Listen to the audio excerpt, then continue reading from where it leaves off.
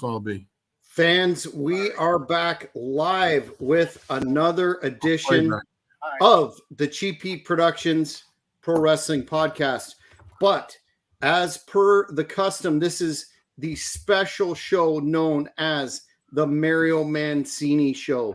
And before we get to the draw, Mario Mancini, as per custom, I'm going to throw to Morris Shortle over in Ireland for his opening comments on this, a special WrestleMania preview show.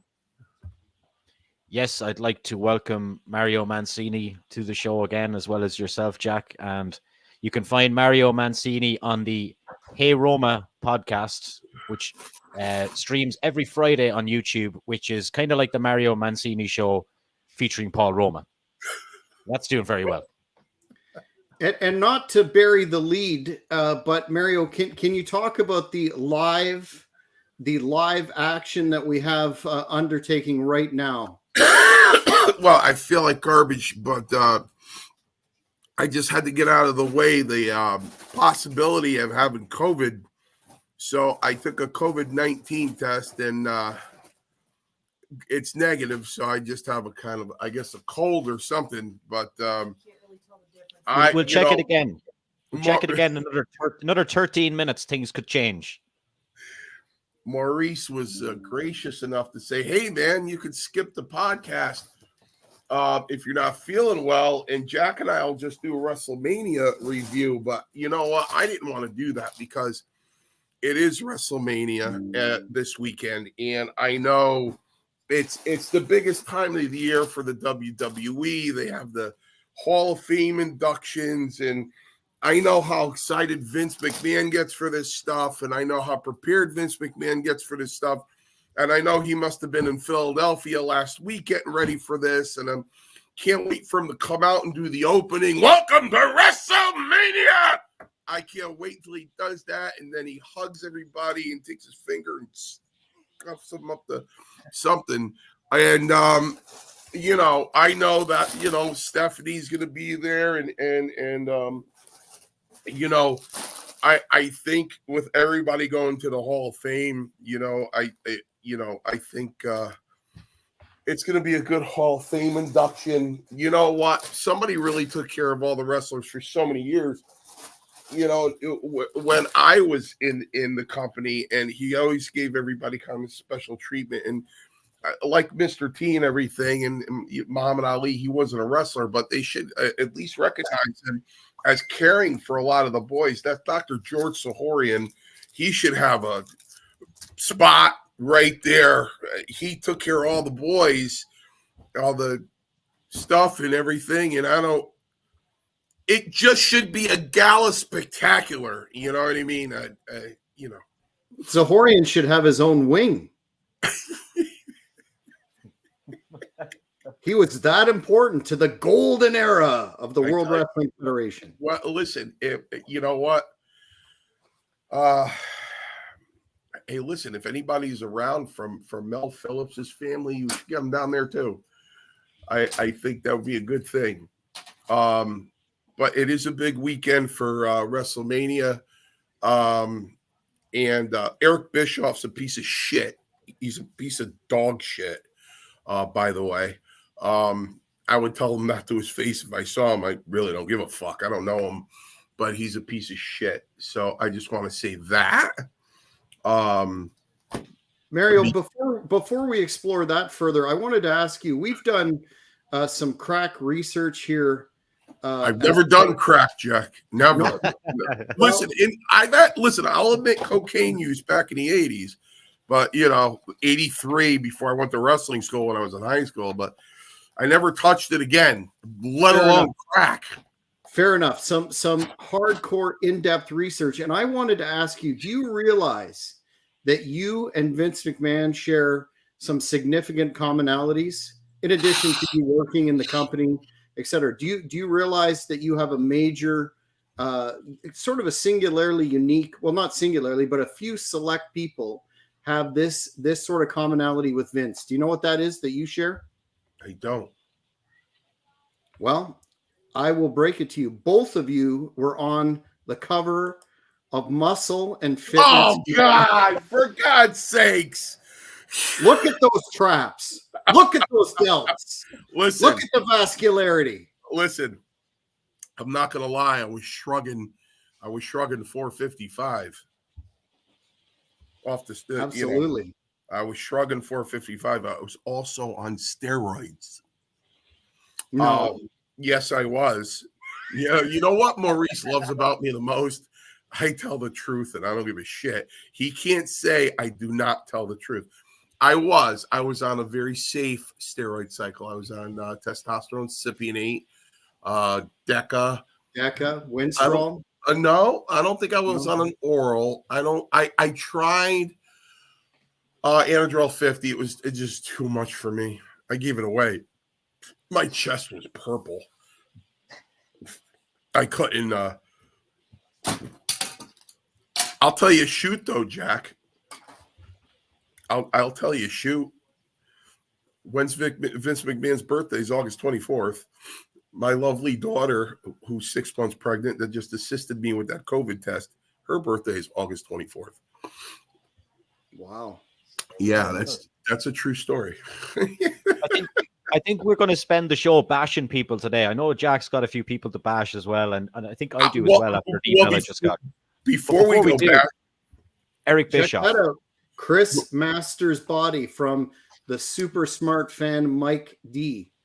Look at that, putting you over, sir. Oh, well, listen, I was frustrated, and that was the time I walked around the dressing room and Strongbow would go, Mr. Roma, can I see you for a minute? I go, yeah, not quite, Chief. Not quite. Because I wanted to push. I wanted to do something, and I was so frustrated. I finally went for it, and I hooked up with Greg Hayes, who was a world-class powerlifter, representing the United States in powerlifting meets in Canada. And he started training me, and he taught me how to powerlift, and he actually got me competing with Scott Taylor up in New Hampshire, up in his powerlifting meets there in the 242-pound weight class. So I took it very seriously. I loved my powerlifting back in the day. Although I just got some cortisone in this left shoulder, the doctor came back into the examining room after he looked at the X-ray, and he went, I go, what's wrong, Doc? He goes, that shoulder's deformed. He goes, you can't even operate on it. He goes, all you can do for the rest of your life is get cortisone injections. He goes, it's grossly deformed. Oh, there you go. So before we go bashing people,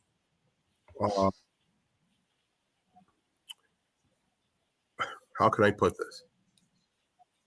Miracle Generation has returned to my end of Paradise Alley Pro Wrestling. My end of Paradise Alley Pro Wrestling. And my classes on Monday and Tuesday, which I greatly appreciate because I'm old and brittle, and they come in and help me along with Chris Battle, and Curdy Purdy, Crazy Kurt. So they come in and help me, and Miracle Generation has returned on my end of Paradise Alley Pro Wrestling. Now they haven't appeared on the other end of Paradise Alley Pro Wrestling because Roma,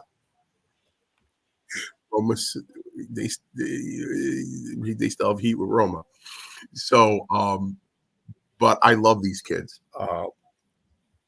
Flash and Kai, and they're the hottest tag team in the United States, and they go all over the place. They did just go to Canada. They are phenomenal. Miracle Generation, they are amazing. Absolutely. Watching them, I explained to the students after they did a match, I said, you ever see a fireworks display? That match was just like a fireworks display. One boof, boof, boof, boof, boof, boof. And then at the end, just crazy. These guys fly like crazy. So I brought up Jack. They mentioned they went to Canada, and I'll keep that for off the air. And I said, listen, I'm going to get you to Great North Wrestling. I'll get you there. not this show. I said, but the next show he runs, I will send you there, and Jack will be very happy with you guys, extremely happy with you guys. Like I said, they're one of the hottest tag teams. They hold like 8 belts. So tag team titles. So I just wanted to get that, put that in Jack's ear. He's like, "You sure we'll be able to work for Great North Wrestling?" I went, "Trust me." Well, that's the exciting part about June 29th in Napanee, and we'll talk about some of the other logistics there later. But I've been started doing media, and quite excited to put over that we're starting a partnership with Paradise Alley Pro Wrestling under your tutelage and Mr. Roma's, and some of the hottest talent in the Northeast, if not the country, will be coming out of your school, and the fans up here will get a chance to see them. So that's definitely exciting news. Well, yeah. I mean, I said Miracle Generation up there. If you had these four core, if you had Miracle Generation, Brad Baylor, and Richard Holiday in your stable, you know, and then he'll turn around and go, "You think he'll want Hammerstone?" You know what I mean? Those are top, and for Nikki Duke to be a regular, you know, I think it would be tremendous. I'd like to do that with my own company, but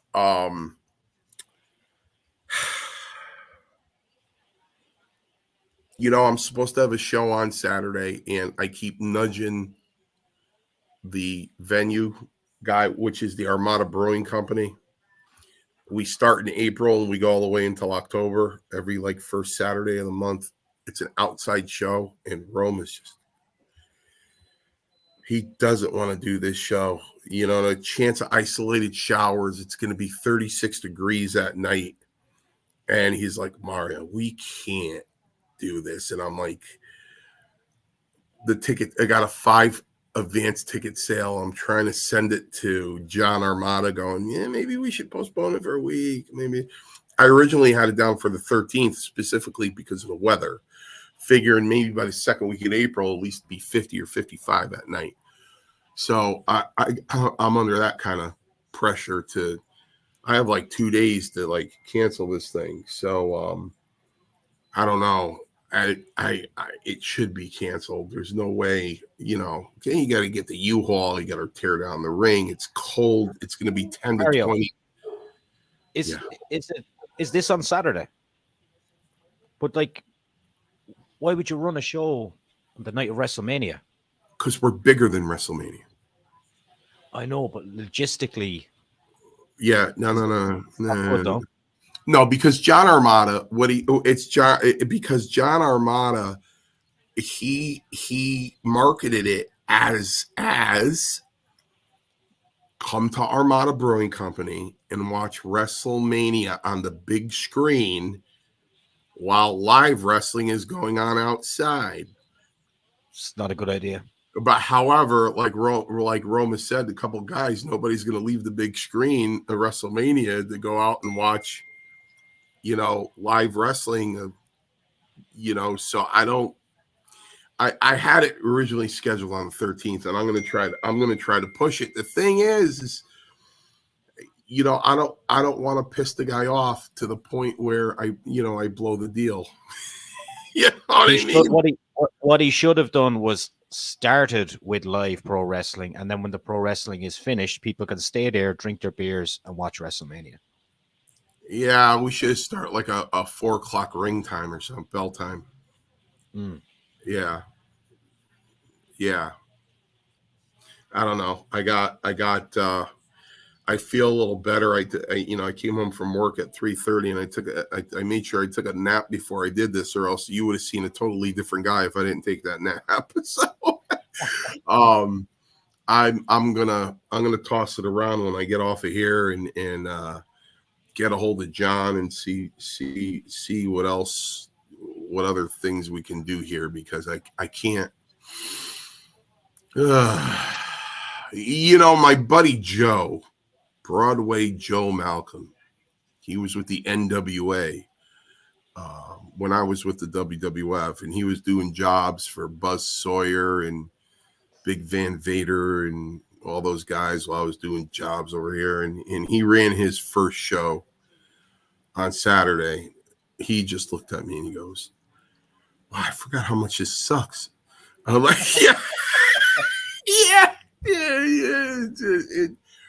It does. It's a lot of stress. And I always tell Roma, we did this to have fun.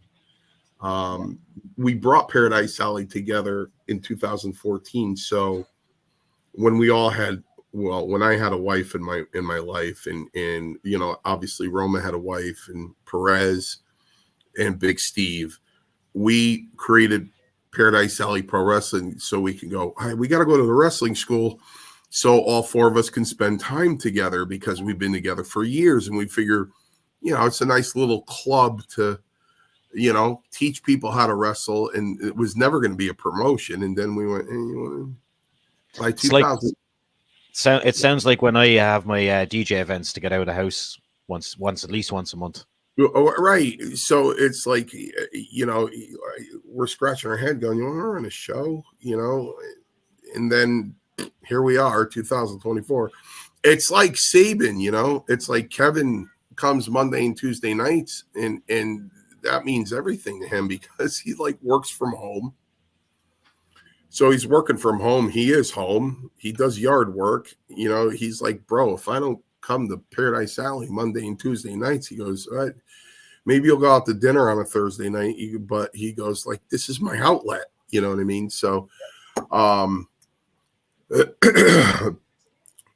listen, Brutus Beefcake was an asshole back in the 80s. He was an asshole. But he was mine. It was my ass. All right. I complained to Hogan about him just like everybody else. But he was there with us. And let me tell you something. If you weren't marketable and you didn't have the it factor, no matter who you came in with or how close you were to somebody, Vince would have said, I'd like to help you, but I can't. There's nothing I can do with this guy. That wasn't Eddie. He had a gimmick that worked. It transformed into something else that worked even bigger, being the barber. And this guy who single-handedly drove WCW into the ground, who took the greatest wrestler that ever lived, the greatest wrestler to ever enter a wrestling ring, and debuted him as a guest referee, being Bret Hart. This guy's got the balls to say Eddie was he carried Hogan's bag.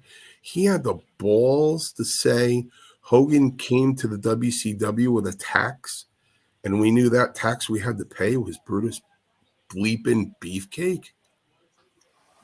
Well, let me tell you something. I was on Hey Roma, and I looked into the camera and I said, Eddie, I hope when you see Eric Bischoff, you spit right in his face. And the guy suffered an injury that would have killed most people. You know what I mean? Fortunately, Eddie had a big head, so he survived. Listen, I love him. I love Valentine. Well, I text Wayne a little bit this week. I actually was on the phone with Lombardi about 25 minutes this week. It really wasn't fun at all. Friends now? Barely. I signed this big contract with this major movie production company to So did Roma.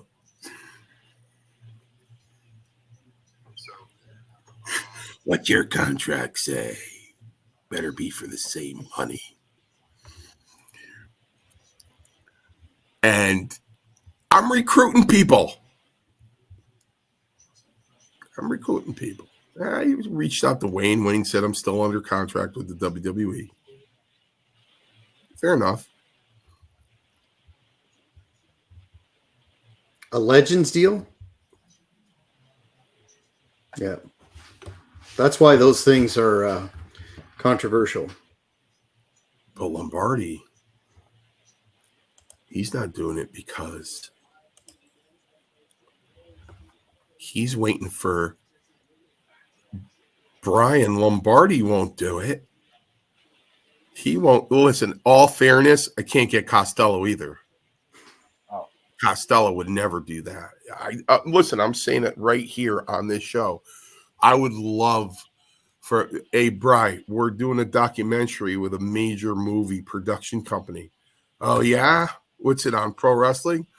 No, it's about obliterating Vince McMahon. Yeah. So anyway, how's the cheesecakes going? He's as much as there's a lot of love there, but I would say, yeah, Mario. But the reason why Lombardi won't do it is because he's waiting for his call to go into the Hall of Fame.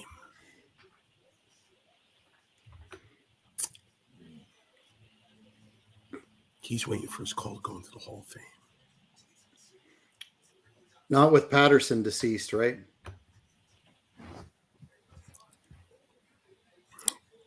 All right. Let me tell you something.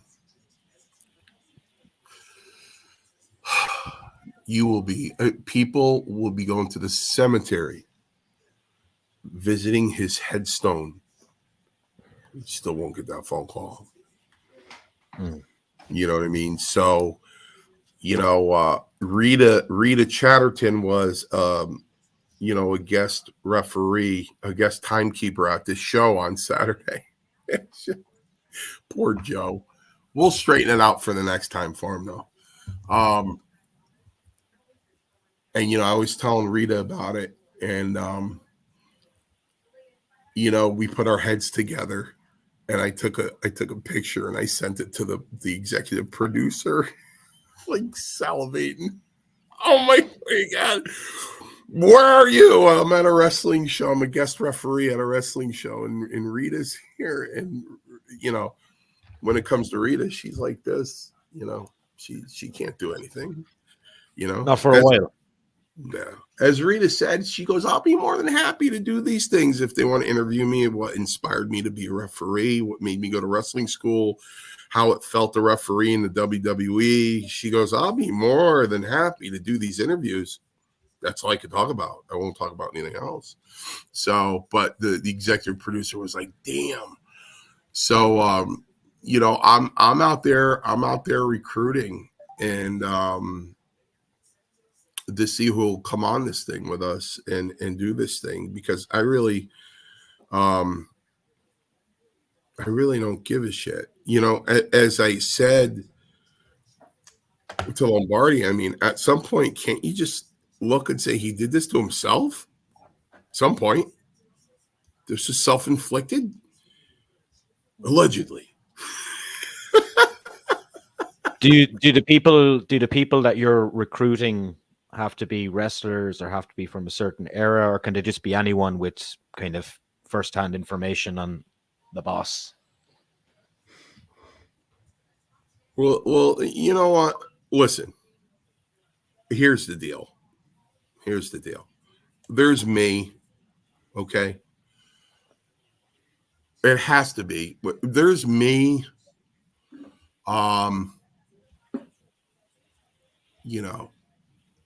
Guys like Joe Murdo and you know what I mean? Whoever else want to name, Reno Riggins or whatever, you know what I mean? Then you had those guys that were on the cusp. Brian Costello, he was on the cusp. He was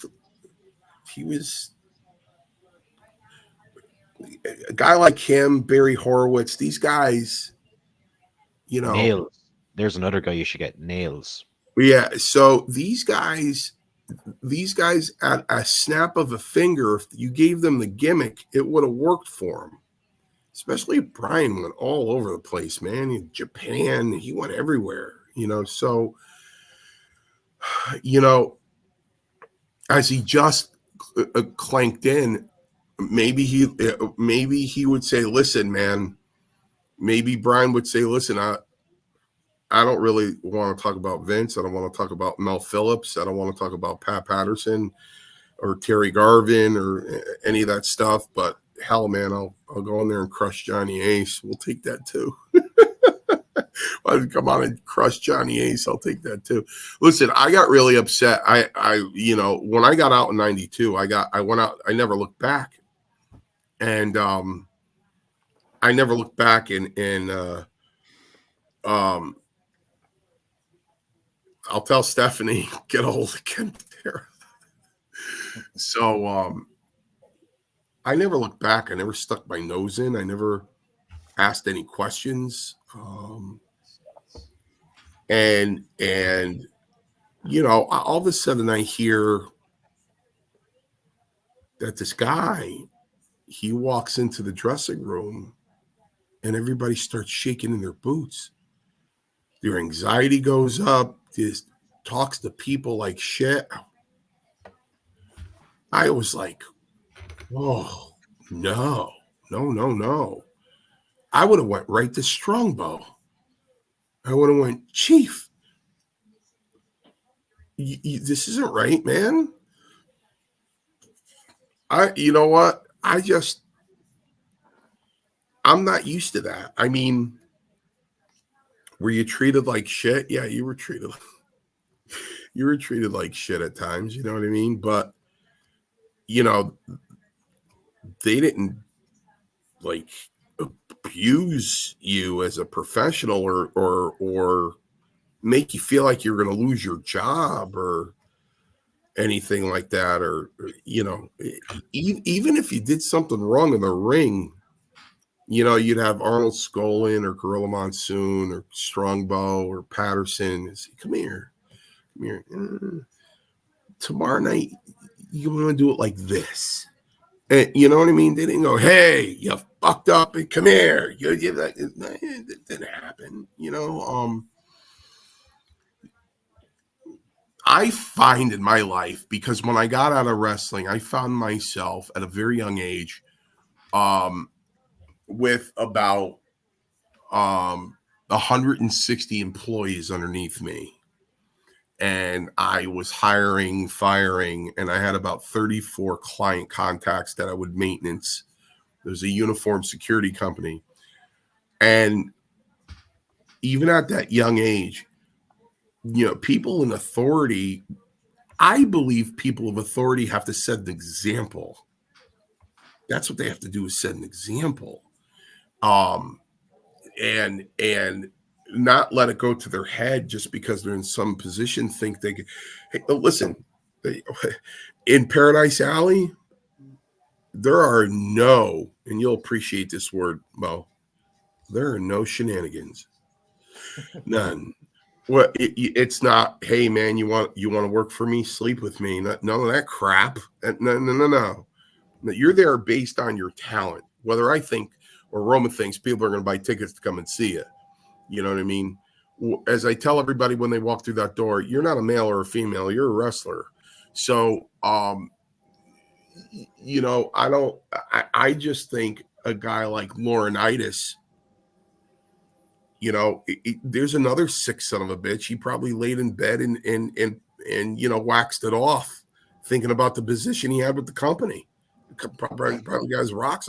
Hey, listen, man, listen. What Costello could be, what he could hang on his hat rack and know for the rest of his life that when it went down, he turned on Vince immediately.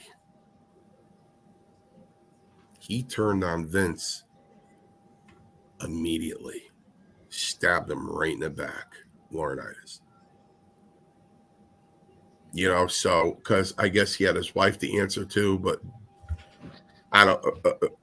Amongst all the allegations, doesn't he have his wife to answer to about the Bella twins? So I don't know. Is there a working title for the project that you can share? Is it like Surviving Vince McMahon or any of those? No. It just says McMahon Doc for now.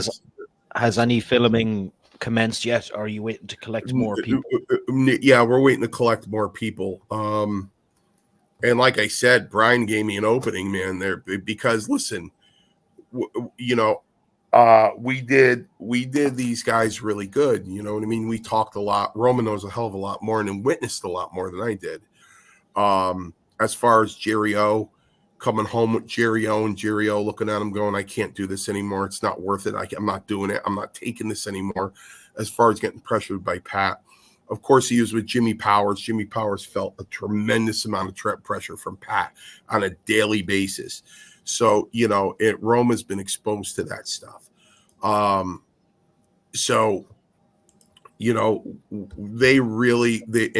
I got him on the phone.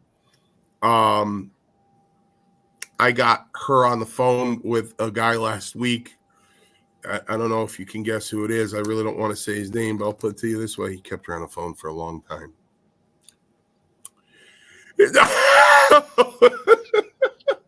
So she fell in love with him. She's like, Mario, thank you so much. So we're pointing them in the right direction, which they really appreciate a lot. And anyway, my contract does say consultant. Because you really can't pay anybody to interview him, you know what I mean? So as long as they help, Rome and I are helping them with the production. And of course, I don't mind saying on live air, of course we're going to call Marty.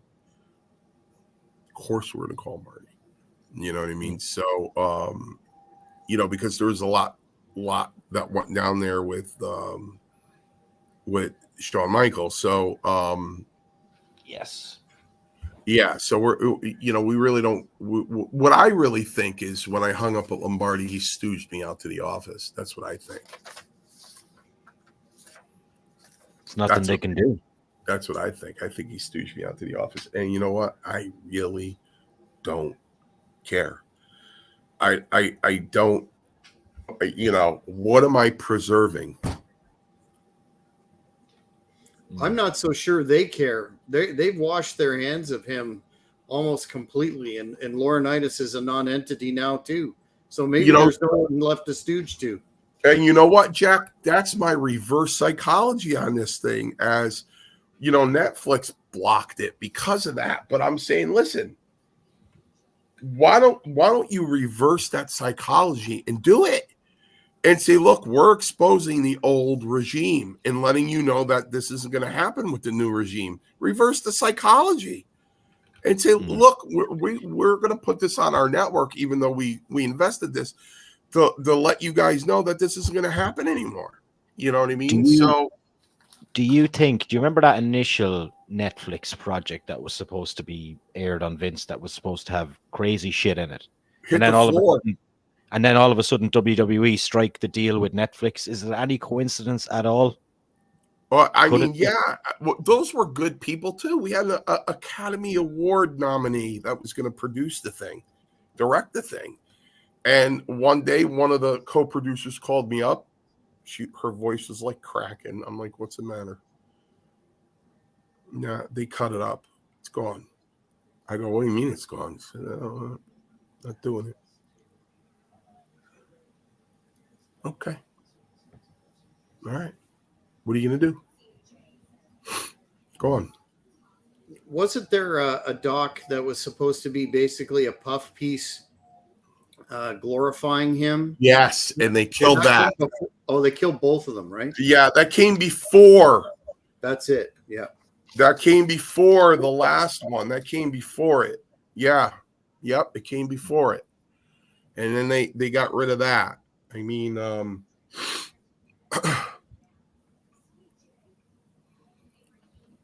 I think this has been a good WrestleMania preview so far. I don't know about you guys.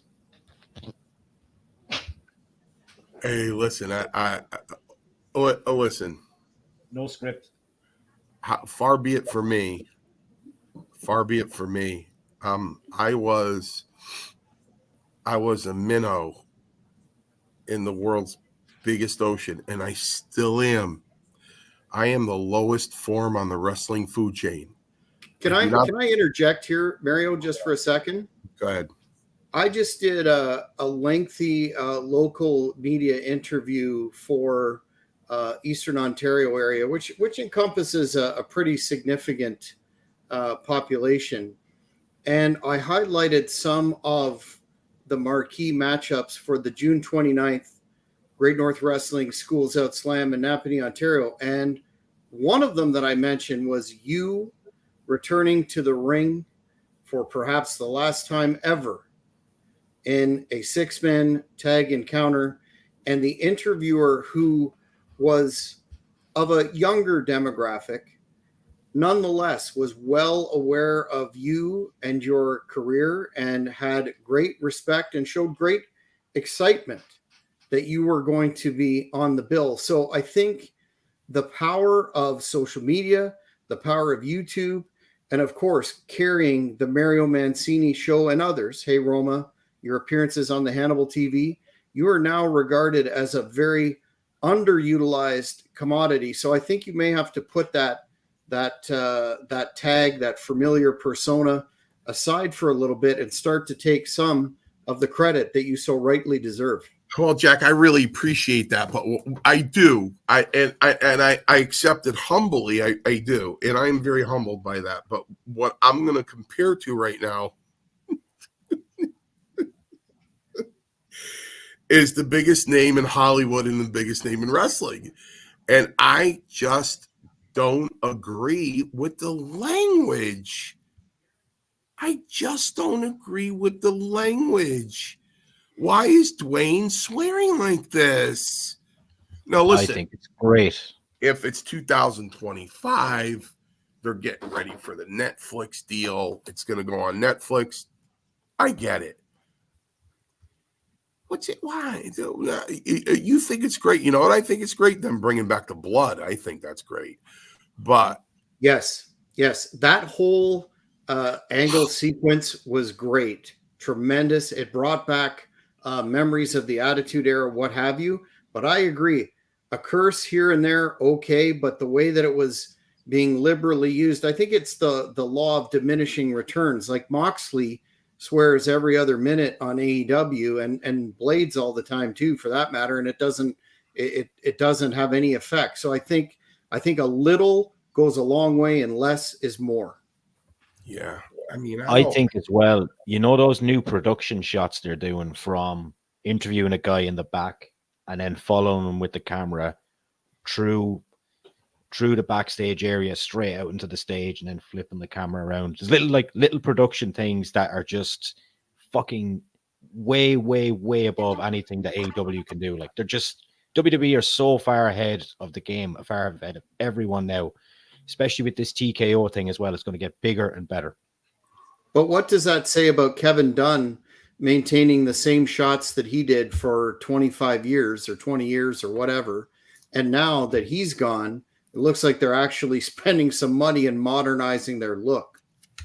Well, it was still always ahead, but there's just more to it now, I think. I think he may have been just stuck in his own ways. I was just in shock. You know, I was just in shock that all these F-bombs started coming out. And, you know, on top of it, he's the biggest star in Hollywood. I mean, how's that look? You know, how's that? He's just portraying a character like a bad guy in a movie. He's not going to do him any damage at all.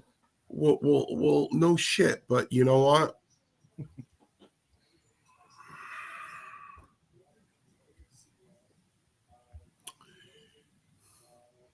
The demographic of the WWE over the past years was aimed toward, after the Attitude Era, was aimed toward children. Yeah. So now you're getting rid of that demographic. I mean, it's okay to play Slugworth in Willy Wonka. That's a bad guy too. But you're not going to hear Slugworth in Willy Wonka going, give me that motherfucking everlasting gobstopper, you cocksucker. I mean,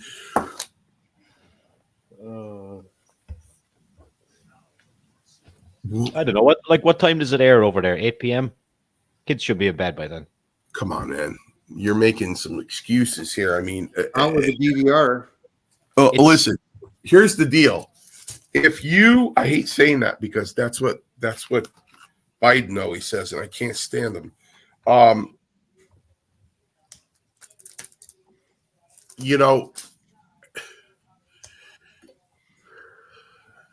it just left me what I was going to say. It just left me. I just think, you know, you're trying to switch it really fast, and I just don't see it. I mean, for Stone Cold to go out there and go, give me a hell yeah, fine, you know. For Rock to say, shut your damn mouth, okay. But what he's doing, I mean, do you guys get different cuts of Monday Night Raw and SmackDown over there? So we get the late night. Obviously, it's late when it airs over here. So it's like from 1, 2 a.m. Well, no, it's not that here. And Maurice, I know where, son of a bitch. I know where you're coming from. Yeah. And it's really hard sometimes because I think sometimes not only are you looking at it as a production kind of thing, but I think you're still looking at it as half a fan, as you are a fan of pro wrestling, you know, and I'm looking at it totally at the business end. That's what I miss the most in 41 years. You know, I had an opportunity to go out with a very, very pretty 47-year-old Spanish woman. But the deal was she wanted me to go to SmackDown with her at the Mohegan Sun, then stay over. And I just couldn't bring myself. I said, I haven't been a fan of wrestling. I haven't sat there since June of '83. It was Bob Backlund against Greg Valentine. And I miss that. I miss being a wrestling fan. I do. You guys go over WrestleMania for just 2 minutes. What the only thing I was going to say about that was, like, obviously it's late when it airs over here, you know, but then on a Saturday and a Sunday and during the week, sometimes we get like different cuts of Raw, which play at an earlier time to suit the kids. So I don't see the swearing and the violence and stuff like that as a big deal because they censor, they black and white the blood, they do stuff like that, and they make like kids edits from these things. I don't know. I think wrestling's been missing a bit of edge for a while, so I'm happy to see it back like that. No, he's in AEW. But in terms of bad joke. In terms of that, I'm kind of in the middle on that. I think that if it's used sparingly and for shock and awe, I think it can have a place. But if it becomes repetitive, it's the law of diminishing returns. Same with blading. Again, Moxley and AEW, every single match, even when it's not called for. Come on. When you're watching Raw, I don't know if it's different over here because of our network, but is everything being censored? As in, like, it's live, but some of the curse words are still censored. I hardly ever catch it live, and when I do, I usually I DVR it and liberally fast forward through a lot of like the call me old school, but the 20-minute dramatic soliloquies, etc. They turn me off. I think there should be more in-ring action and a little bit tempered on that. But again, I keep saying I'm not the demographic. But speaking of WrestleMania, check out this weather. A lot of people online talking about how cold it's going to be.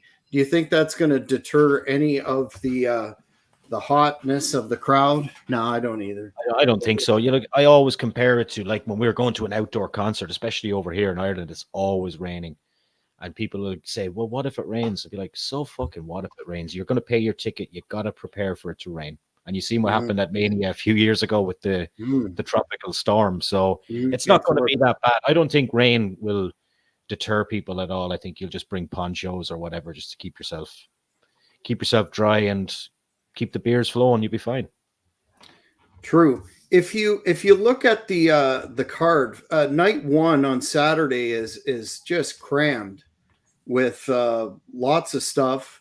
I know we were talking on air or off air that it probably could have been a tighter single card, but then night two is less, headlined by, of course, Reigns versus Rhodes, the tag match in night one. Ideally, I know it's such a spectacle now that they want to get 2 nights out of it for numerous reasons, but are you of the view that if you started off the show hot with the tag match and did the main event at the end that and eliminated some of the, well, not trying to hate on anyone, but you've got a ladder match for the tag titles with about 1,000 guys. You've got it looks like a 6-man, 6-woman with the debut in ring of Jade Cargill with Bianca Belair, Naomi against Damage Control. Then you've got another tag, Rey Mysterio and Dragon Lee versus Santos Escobar and Dominic. You've got Uso versus Uso, which has been built a while, and a kind of a disappointing Intercontinental Championship match as far as I'm concerned. Nobody believes Sami Zayn is going to beat Gunther. We could have had Brock Lesnar there. That's not going to happen because he's going to take that title, you would think, with him into that Berlin Super Show during the summer. Yes. So, yes. Unless they give him a title match, unless he loses it somehow and then goes for a world title shot over in Berlin, which is plausible. But I think he'll carry that belt in there. And then you've still got the women's championship with Ripley against Becky Lynch. So night two, you've got, of course, the main event, which we talked about, Seth versus McIntyre, another women's championship match, United States triple threat, Logan Paul, Randy Orton, Kevin Owens, and then the totally cooled off LA Knight versus AJ Styles, and then Lashley and the Street Profits versus Final Testament, that faction that you would think would have a lot more steam behind it, given that it's Karrion Kross and the Authors of Pain, which are some pretty heavy hitters there, but they can't seem to get any steam on them. It seems like they're doing 2 nights for a reason, but it seems like they could get a much tighter 1-night show. There's a lot of filler in there, in my opinion. You could do 1 6-hour show if you really wanted to do 1 6-hour show. They have done 5-hour shows before, haven't they? Yes. Yeah. Yes. What's an extra hour? Yes. But all that notwithstanding, when you look at the pre-show and all the other stuff in front of it, you're looking at a very long time. Mario, just in terms of the 2 main events, The Rock and Reigns against Cody and Seth, and then night 2, Reigns versus Cody for another problem, in my opinion, one of the World Heavyweight Championships. Where do you see that coming out? Does Cody, quote unquote, complete his story, even though Dusty was never in contention for the heavyweight championship and was brought in as an attraction really to face superstar Graham? They've kind of played with history a bit there. What do you think? How's that going to all end up, sir? Well, I'm going to tell you right now. You took a great professional wrestler. See, let me tell you something right now. If you're a shitty in-ring performer, then your gimmick has to be bigger than your wrestling. The gimmick's got to be over. So the wrestling is mediocre, it's okay. Or you can be Bret Hart when he first came in late 84 and a cowboy really wasn't that good on the mic. It really didn't talk a lot, but was an in-ring master. His wrestling was crazy. Perfect. Dusty Rhodes had both. He had both gifts. And because of hard feelings and past dealings, they brought him in and they put polka dots on him, thinking that was a uniform of shame or laughable, but he made him work. Calling Mike Jones, Virgil, calling the other guy over at the WCW, Vince. It just never ended. And in my opinion, Dusty Rhodes never got the respect he deserved in the WWF. He should have been a god there. Let's take a look, Maurice, at 1980. Right? Didn't they bring in Dusty? That's when the old man ran the company, and the old man was friends with everyone, brothers with everyone all around the country, and they exchanged talent. Sure, you could have Andre. Hey, can we get Dusty Rhodes in the Garden? Sure, we'll send Dusty down. 1980, Dusty. I think Dusty made an appearance in Madison Square Garden. The place went nuts. It went crazy. It was Dusty Rhodes. That was the only time in the WWF where that guy was Dusty Rhodes, the authentic Dusty Rhodes. Because when he came in later with those damn polka dots. You mean in that series against Superstar Graham? So, does Dusty have anything to do with this? I think Cody paved his own way. What my brain went immediately to, Jack, is you got to put him over twice or job him twice. You can't job him in a tag team and then put him over in the you know what I mean? That doesn't make sense. I bet you that's what they go for. He jobs out in the tag match and he goes over in the single. He mightn't take the fall. Well, his team loses. Seth will lose, yeah.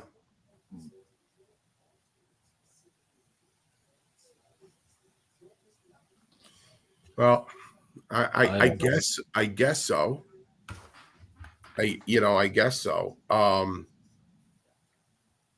There's a lot of tag team matches. Those are a lot of tag team matches. I don't know. I don't know. You're talking about to a guy that was there for WrestleMania 1. So you see what I put on you see what I put on Facebook this week that is the Forrest Gump of the WWF, because there's a shot at me the night Hogan took the belt from the Sheik. Then there's a shot at me at War to settle the score. You're right in the back. Still there. Where's Mario? I know my opinion doesn't count for anything, but I always say to you, Jack, I just don't see that star power in Cody Rhodes that everybody sees. You know what? Listen, I have so much respect for his father. I don't see it either. Okay. Well, I'm glad I'm not the only one. I don't see it either. He doesn't have. He seems like a really nice guy, though. Yeah, I don't see it either. I think. Listen to me. I think Goldust had more charisma as a worker. If you're going to talk about the family, I think Dustin had more than Cody. Even in WCW, when he was just Dustin Rhodes, phenomenal work ahead of his time. Yeah. Phenomenal. Right. So I think, and you know what? I think he had more passion than Cody. I think he had a lot more passion. I think he had a lot more to prove to his father than Cody did. And he's still going. It's a driving factor too. But I'm not saying that Cody's not deserving of anything. certainly, but it was only a few years ago he was making the independent circuit, right? So I don't know. It's like Let's not forget that moment on AEW television when he came out and he had a mimic Triple H throne there and he smashed it with a sledgehammer. Let's not forget about that moment either. Well, listen, speaking of AEW, I think their ratings were the lowest in history a couple of weeks ago. I think it was like a 0.23 or something. And Roman's like, hey, put a phone call into Tony Khan. He didn't call me back. Roma, right on. Hey, Roma. He goes, listen, this is what you got to do. Got to get rid of the dead weight. I could save you a lot of money. Get rid of the dead weight and let's rebuild this thing because that's what it needs to be done. Do you know what he needs to do as well? He needs to get rid of the Saturday night show. Nobody will watch wrestling. And he's going head-to-head with WrestleMania this week on Saturday. What a goon.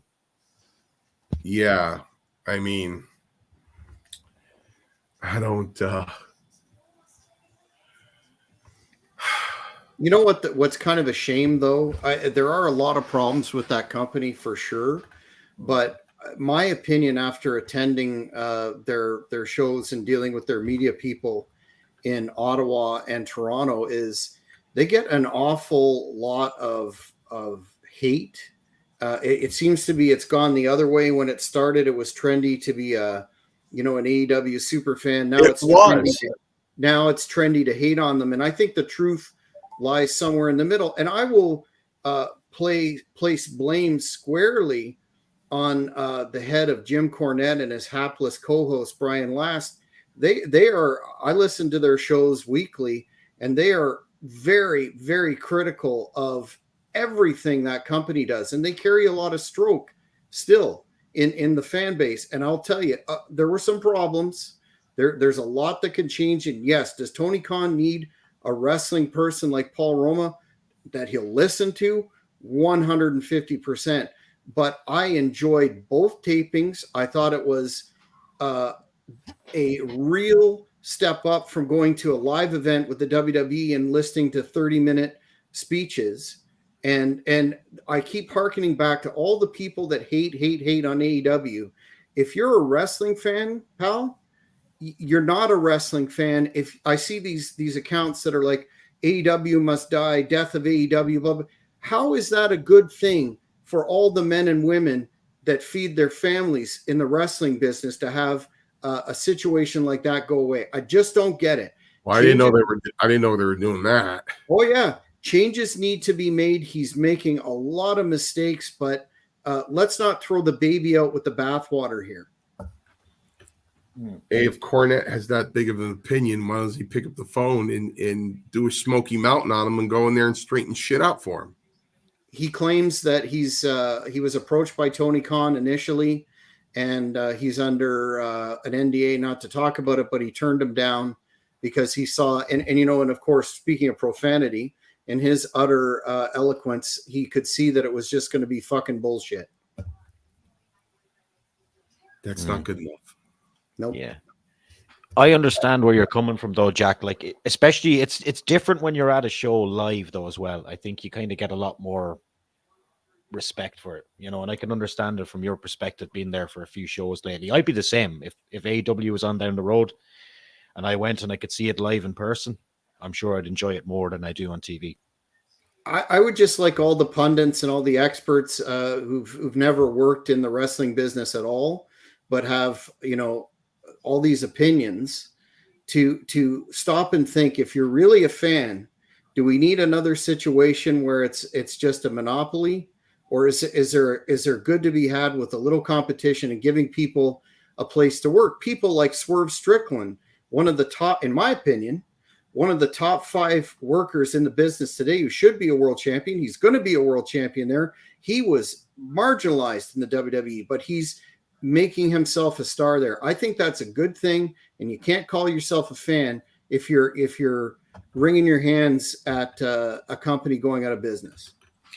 Not only that, it's a major company, number one. It's funny, a holiday came down to a class on Tuesday, and we were talking about bad wrestling, And he said, Mario,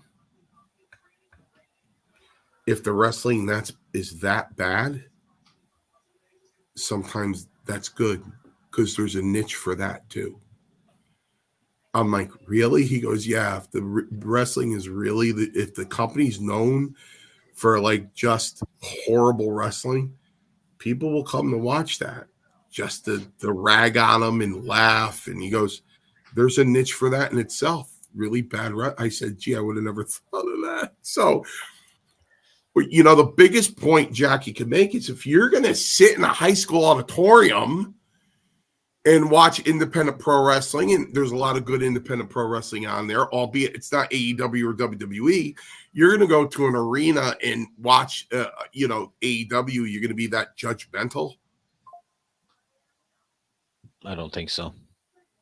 Not if you're paying for a ticket, really. It's like, I don't know. The monopoly thing's the biggest thing for me. But then again, that was hell-bent being on Vince. And, Maurice will tell you 2 years ago when he sat in that square right there and went, Vince is out. And I went,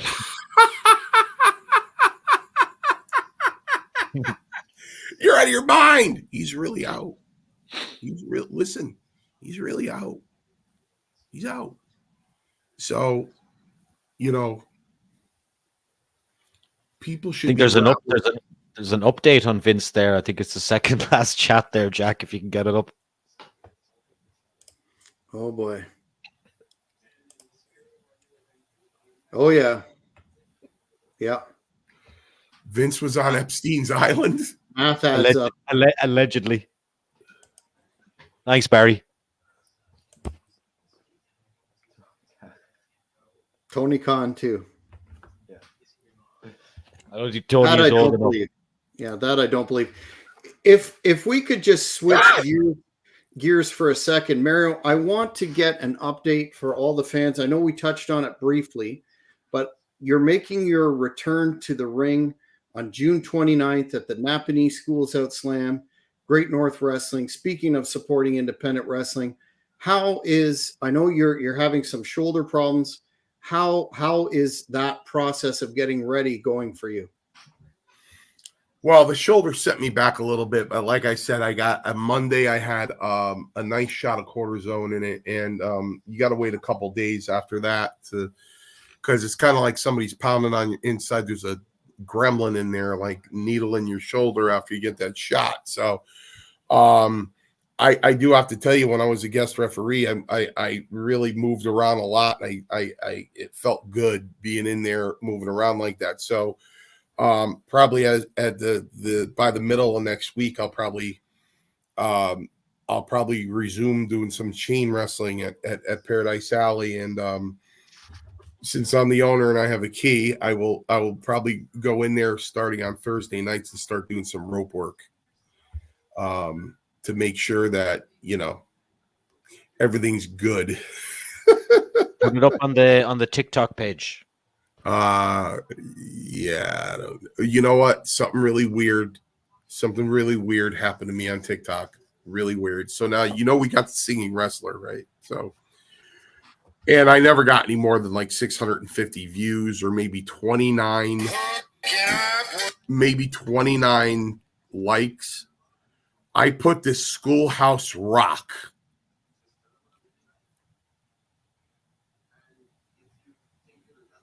up on my TikTok. Mm-hmm. I have 309,000 views. Holy Toledo. And 17,900 likes. You're over.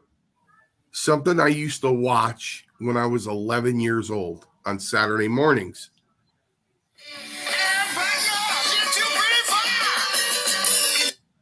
What's your function? Hooking up 2 boxcars, making them run right. Milk and honey.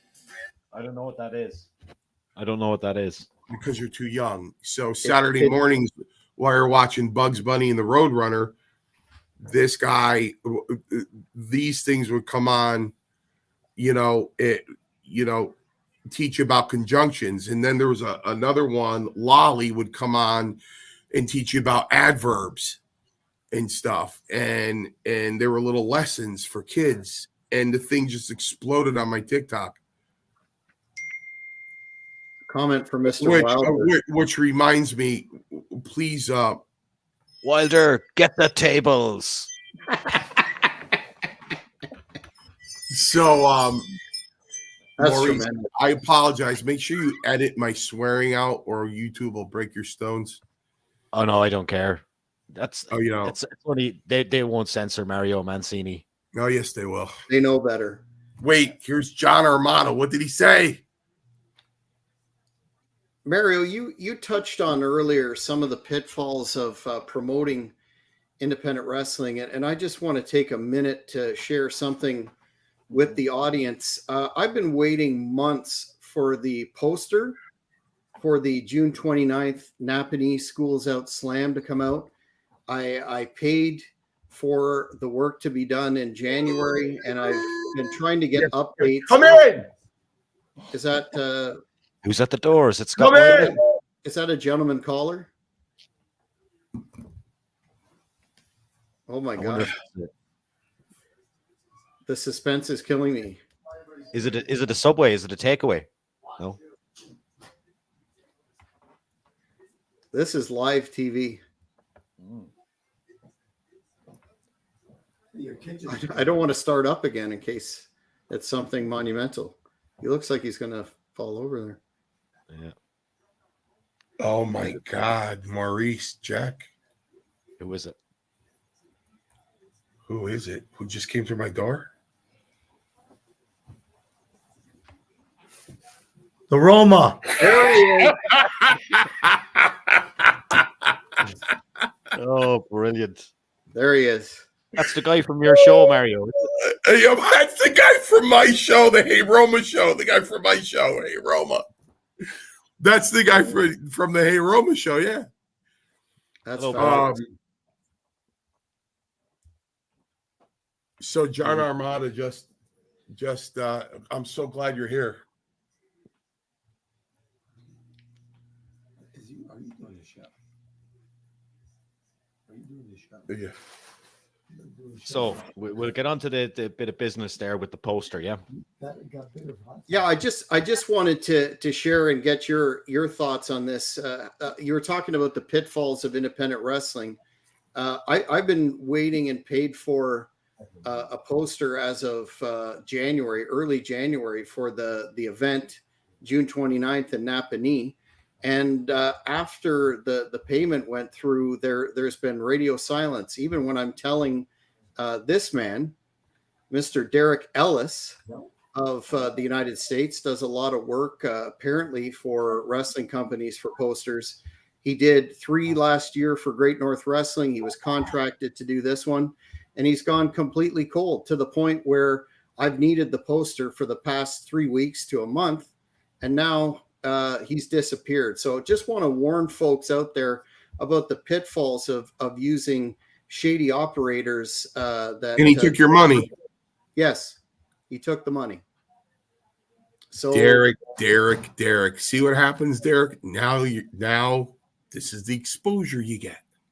Yes. So I'd ask for the work in advance if anybody were to use him in the future, or perhaps not at all. But the good news is I have a reputable person on the case right now, and we're going to have that poster early next week and disseminate it to yourself and everyone else to get the word out about this great event. But there's a cautionary tale of dealing. You never know. People can be cool one point, which he was, and then next time, boom.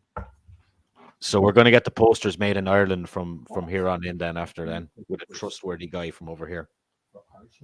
That's so important. Terrible. That's a terrible thing to do. But before we go, I see Mario's got some issues on the go, no doubt, with Mr. Roma there. I just wanted to take a second because I know. Watch your mouth. I'll see you in June. I'm gonna slap the hell out of you when I see you. That's something that I'm going to take very seriously too. So I apologize. Oh, there you go. Nice. $10. Nice. Signed $10. You're gonna tell Scott Wilder that's try to tell not Scott signed. Wilder that's $10. It's not signed. That's worth 20. Yeah. Signed it double. Yeah. But Maurice wouldn't be the type to toot his own horn, but I'm going to toot it for him. And of course, So to speak. rope. Yes, of course. That's nothing Vince like there. And of course, Mario Mancini of the Mario Mancini Show. The draw here has a lot to do with, no doubt, the fact that Cheap Heat Productions, this podcast, other podcasts on the channel have earned a total of 5,000 subscribers. And if you look at the channel analytics, they're going way up. So more milestones to come for this great channel, started and remained by the visionary known as Morris. Congratulations, brother. I still think that Mario accounts for at least, and I have to research this, but at least 20% of the 1.8 million views on this channel, which is colossal. Wow. I don't believe it, but I'll believe you. Got some angry guy in the chat as well, haven't we? Not anymore.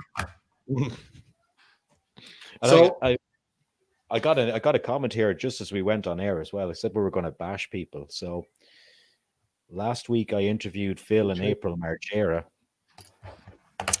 This guy said that this dude needs to stick to DJing because his enthusiasm is about as exciting as a toaster. I've never been so bored watching a podcast. And that is from Benny Lockhart on YouTube. But thank you for another view. Going to say thank you for the view. Yes.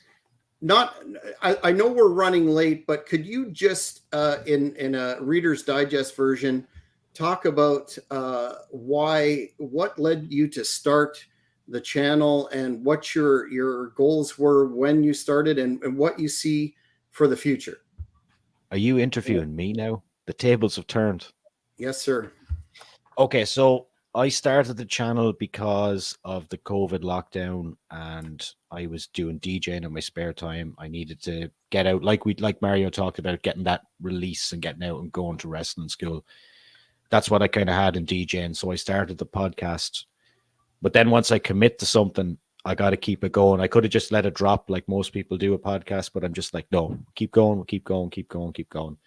I'm just going to keep going and going. It's been what, like 4 years now, I think, nearly a minimum of 2 shows every week, 420 shows, I think now. I think this is the 420th.